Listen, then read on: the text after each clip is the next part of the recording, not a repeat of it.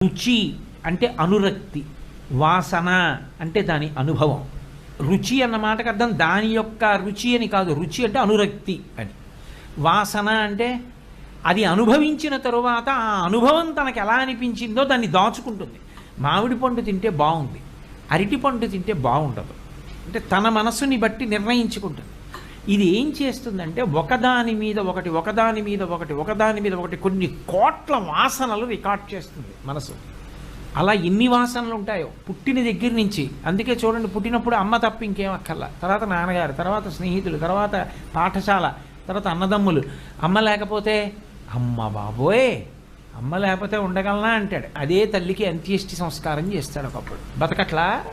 భార్య లేకపోతే అంటాడు, ఈ ఇల్లు లేకపోతే, ఈ పదవి లేకపోతే అంటాడు. లేకుండా పోయినా బతుకుతాడు.